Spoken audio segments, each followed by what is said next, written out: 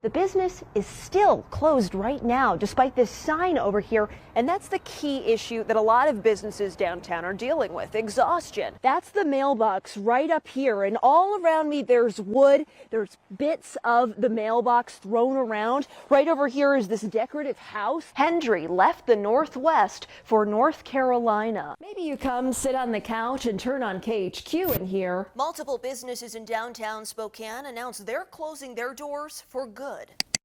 So what does this mean for an investor? You can see those dark black plumes of smoke. To break it down, in 2025, a ratepayer could see their utility bills go up another $7.14. Stop! This is a scam. Before you come out to spend a day skiing. But as we head into a big election season, ballot security in the mail might be on top of mind for many. The manager here tells me the thieves made several trips to the unit. The first time on Friday night, then again Saturday morning, and then Sunday morning, which was when they were spotted by security as they were going through this fence right here. 13 years of our lives in there. Not too long ago, Howard Leffler and Kaylee Bigarell moved to an apartment in the Spokane area and purchased a unit to store items for the time being while they planned to buy a house. That is pretty much how high I had all my stuff packed on the sides all the way around. And that's why they were shocked and heartbroken when alerted that their unit was targeted. This is just the leftovers, the greed. The thieves made off with their snowblower, 2 TVs, camping gear, boxes of vintage comics with sentimental value, and artwork. We're getting married in 2026. They even took my wedding arch. Dale Earnhardt jackets and stuff. The hardest loss is Leffler's late father's NASCAR collectibles. Stuff that was special to him that I kept, and they took all that. That's irreplaceable. The manager at Argonne Montgomery Storage told me over the phone that the thieves cut holes through the fence, now blocked by this dumpster, and that's how they were able to get in and out with all of the big gear. The manager says alarms did go off and their private security guards did respond 3 times. However, they didn't catch the thieves or spot that the unit had been broken into until Sunday morning. That morning, one guard spotted one of the thieves who was able to get away. Just utter devastation.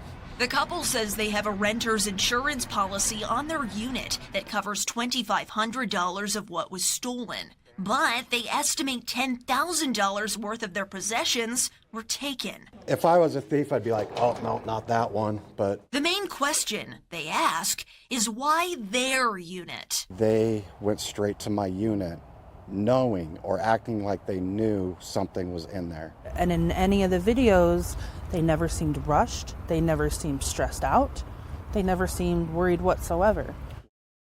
Management here tells me that the last time that they had any units broken into was about 6 or 7 years ago, and a police report was filed, and the Spokane County Sheriff's Office is looking into this situation. But for now, reporting live in Spokane Valley, I'm Steffi Roche, Nonstop Local.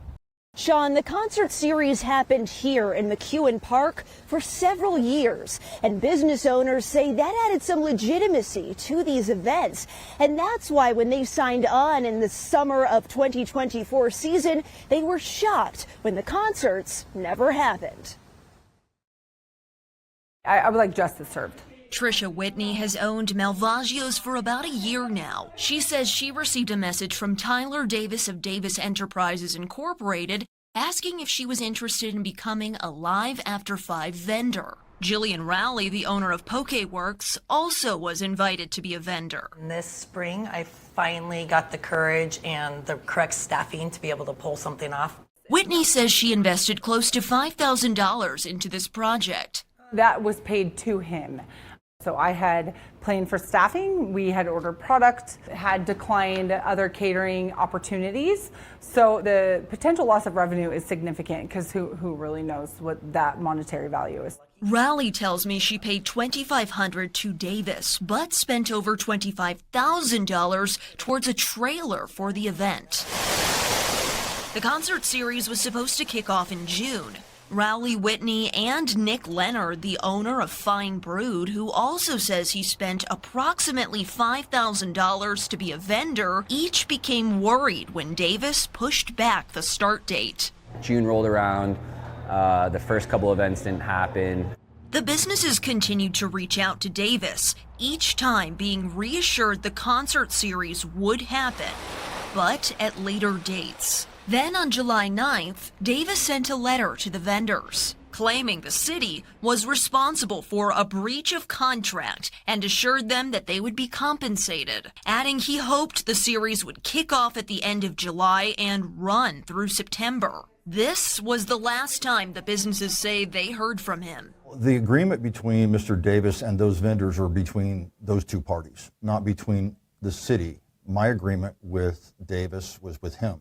For the most recent contract, Coeur d'Alene Parks and Rec says their term of agreement with Davis Enterprises started on March 21st of 2023 and was set to run through the summer of 2027. Under the agreement, they say Davis Enterprises agreed to pay an annual refundable deposit of $5,000 and a permit fee of $1,200 per concert at least 30 days before the first event every year. He was unable to do all of those things. After a lot of back and forth, He got a letter from us in the latter part of June that we were done with the concert series. He had some difficulty in, I think, accepting that decision. It's a really good event. I took all of this to Tyler Davis himself. There's a clause in our contract where they wanted us to pay our fees, in advance, 30 days in advance. We've always paid our deposit in advance. We've never paid the full season in advance, even last year. And for the businesses, They feel that they were scammed out of thousands of dollars. I don't blame them, and I feel absolutely horrible about that. Unfortunately, it's out of our hands at the moment. Our intent was to run the season last year, and unfortunately, by the city pulling the plug on that, it's really kind of put a wrench into that. he tells me he hopes to reimburse the businesses. According to Idaho state records, the company, formed in April of 2013, was dissolved in July of this year. Davis says he hasn't said anything to the vendor since the summer on the advice of his legal counsel, adding he's considering pursuing legal action against the city, all while the businesses, who have yet to be reimbursed, are considering suing him. Unfortunately, it's very difficult to try and go after someone financially if they don't have anything. The city says they have not contacted the businesses. I guess be careful who you go in business with. This lack of communication causing much irritation to the owners, who are just seeking accountability. Hopefully this doesn't happen again. And I believe that you cannot steal from small businesses. Now, and Steffi, the businesses say they are doubtful that they will get paid if that money was paid to Davis. Where is it tonight? Well, Davis says the money has been spent. He says the funds went towards paying the bands, which never performed, marketing, and office expenditures. And out of the at least 7 businesses involved, only one business, Crafted Tap House, got their money back by filing a dispute with their bank. But for now, reporting live in Coeur d'Alene, I'm Steffi Roche, Nonstop Local. Wayne Terry lived on this property since 1980. His parents lived right next door. He's been a wrestling coach of children aged 5 to 14 years old in Medical Lake for 34 years. We are the Map Maulers. Back in 2002, before the Winter Olympic Games in Salt Lake City, Olympic torches were paraded through the streets of Spokane. And Terry was a torchbearer. He was nominated by a mother of a wrestler to represent the Spokane area and carry that torch. It was only 0.2 of a mile. It wasn't a trainable distance, but oh man, it was exciting. I mean, the adrenaline, I think I could have probably run 20 miles that night. He was able to keep that torch, which he cherished for many years. But when Terry's home caught on fire last August, the torch was lit for the last time and went up with the House. Gail Daniels, the mayor of Reardon, is a close friend of Terry's and has tried contacting the International Olympic Committee to see if anyone could replace his torch. I've sent letters and made phone calls, and no one's ever called me back. When I was at his house, I had seen the torch, and I got to hold the torch.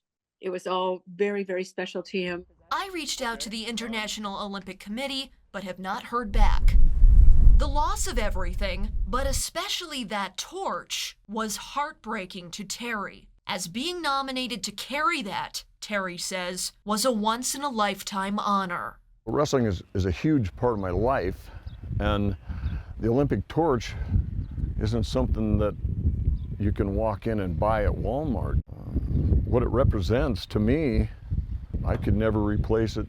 Terry, who is a contractor, has relocated to Reardon for the time being. In the meantime, he looks forward to moving on with his life after this traumatic experience. Slowly, I'm rebuilding my life, and shortly to hopefully rebuild my house, and then, put it all back together the way it was and hopefully better. In Medical Lake, I'm Steffi Roche, Nonstop Local.